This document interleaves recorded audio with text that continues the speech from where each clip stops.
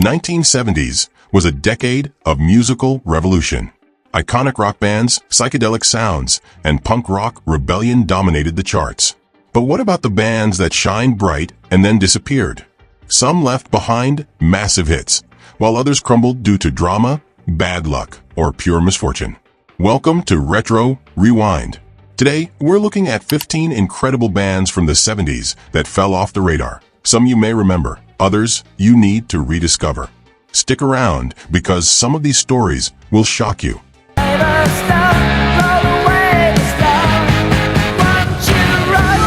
Mott the Hoople was about to call it quits in 1972. Their first albums flopped, and they were running out of cash. Just when they were ready to pack it in, David Bowie swooped in like a guardian angel and handed them the song All the Young Dudes. The song became a glam rock anthem, and suddenly they were huge. And it's crazy, Sam with juvenile delinquent Rex. Oh, man. But internal tensions took a toll, and when lead singer Ian Hunter left in 1974, the magic was gone. After Hunter's departure, the remaining members tried to continue under the name Mott, but without their iconic frontman, they never recaptured the same success. A fun but little-known fact: Freddie Mercury was a big fan, and Queen even opened for Mott before their big break.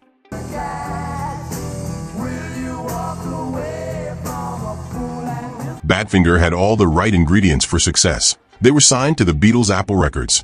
Paul McCartney gave them Come and Get It, and their power pop anthems like No Matter What and Baby Blue were instant hits. No matter what you do,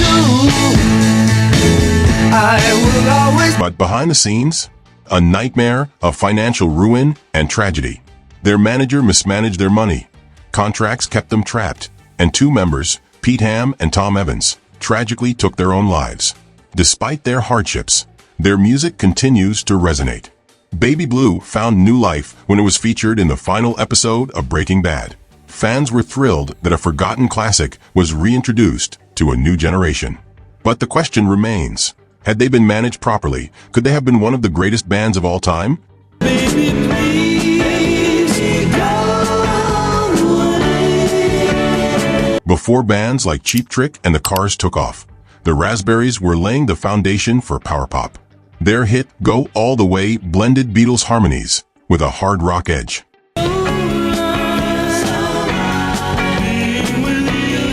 But their clean-cut image clashed with their heavier sound, and record labels didn't know what to do with them. Even though their time in the spotlight was brief, their influence on bands like Foo Fighters, Kiss, and even Bruce Springsteen is undeniable. Fun fact: their biggest hit was actually banned on some radio stations because people thought the lyrics were too suggestive. In later years, their frontman, Eric Carmen, found solo success with All By Myself, a song that remains a staple of emotional ballads.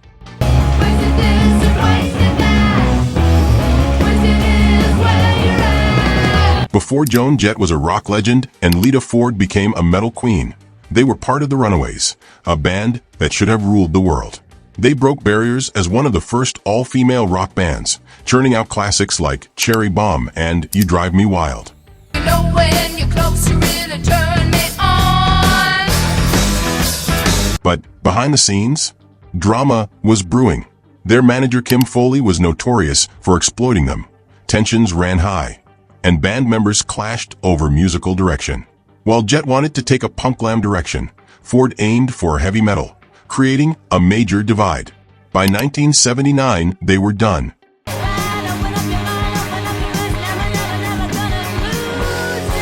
You might not know Budgie, but Metallica and Iron Maiden sure do. This Welsh power trio was one of the earliest heavy metal bands, blending Zeppelin-style riffs with quirky lyrics. They even wrote a song called In the Grip of a Tire Fitter's Hand.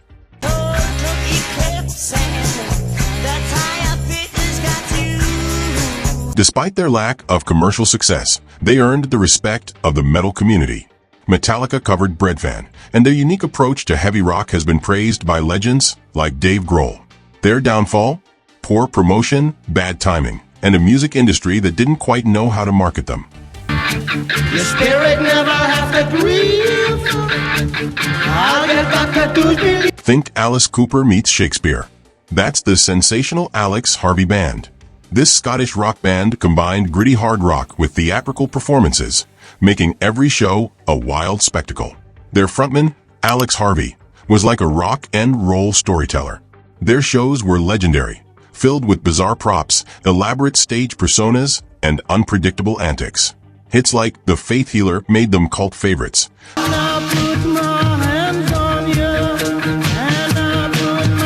But when Alex's health declined, the band fizzled out. Sadly, Harvey passed away just as he was planning a comeback. I got 10 forward gears in a George overdrive. Before the Eagles dominated country rock, the Flying Burrito Brothers were doing it first. Led by Graham Parsons, they blended rock and country into something brand new.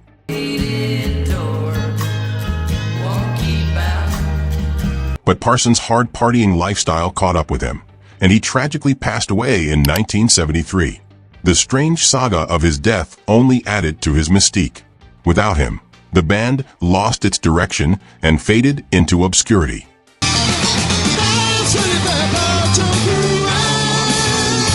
While bands like Yes and Genesis found massive success in progressive rock, Gentle Giant remained one of the genre's hidden gems. Their music was mind-bendingly complex. Shifting time signatures, multi-instrumental arrangements, and intricate harmonies made their albums a challenging yet rewarding listen.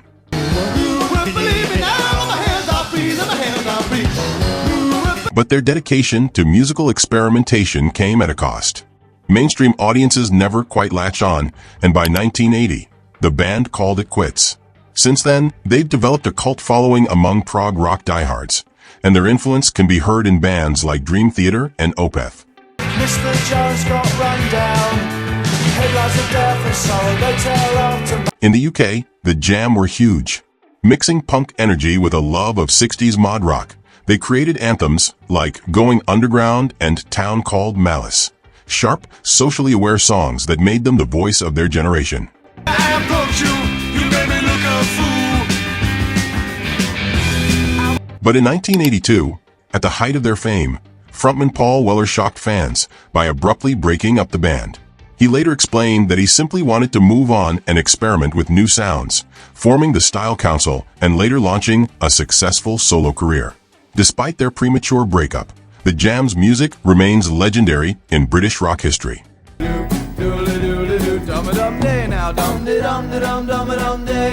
Jonathan Richman and his band The Modern Lovers essentially invented indie rock. Their stripped-down minimalist sound and quirky lyrics about everyday life laid the groundwork for future alternative and punk bands. Their most famous song, Roadrunner, is one of punk rock's defining anthems.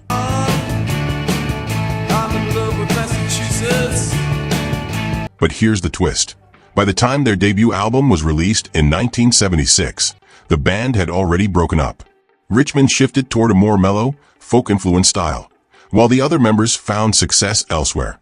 Love is like oxygen. You get so much. With hits like Ballroom Blitz and Fox on the Run,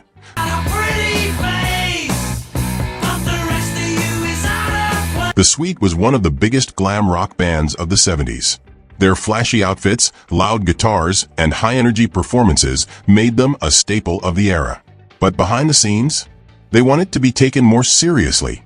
Creative clashes and industry struggles eventually led to their breakup. Over time, The Sweet's influence on hard rock and glam metal became clear. Bands like Def Leppard and Motley Crue have cited them as major inspirations. They gave us timeless hits like American Woman and These Eyes.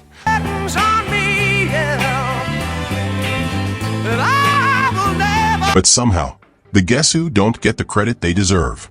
Hailing from Winnipeg, they were one of the first Canadian bands to break into the international rock scene. But by the late 70s, frequent lineup changes and creative disagreements led to their decline.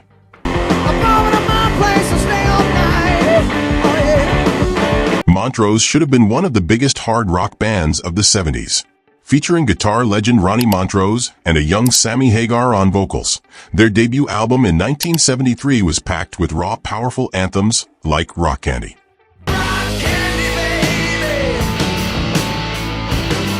So why didn't they explode into superstardom?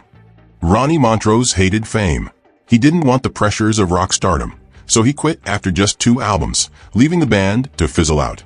Sammy Hagar, on the other hand, went on to much bigger things, eventually joining Van Halen and becoming a rock icon.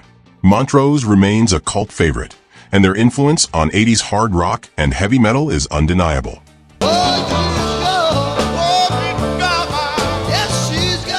With Eric Clapton at the helm, Derek and the Dominoes released just 1 album.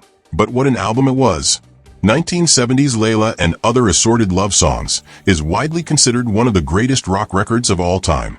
The title track, Layla, was inspired by Clapton's unrequited love for Pattie Boyd, who at the time was married to his best friend George Harrison.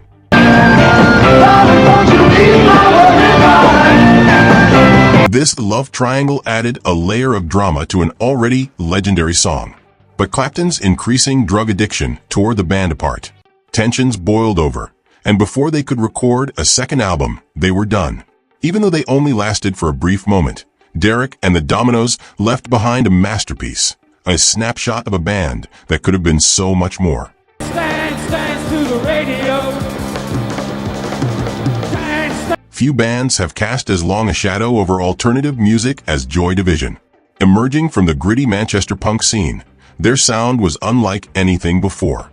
Moody, atmospheric, and emotionally raw. But their story took a tragic turn when frontman Ian Curtis took his own life in 1980, just before their first U.S. tour. His death devastated fans and his bandmates. Still, Joy Division's music, especially Love Will Tear Us Apart,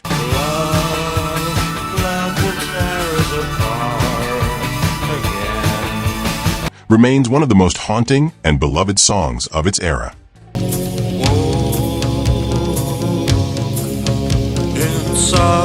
And there you have it, 15 bands with 15 incredible stories. Some faced tragic losses, others just couldn't handle the pressures of the music industry. But their music lives on. Which forgotten 70s band do you think deserves a comeback? Let us know in the comments. And don't forget to subscribe to Retro Rewind for more music history.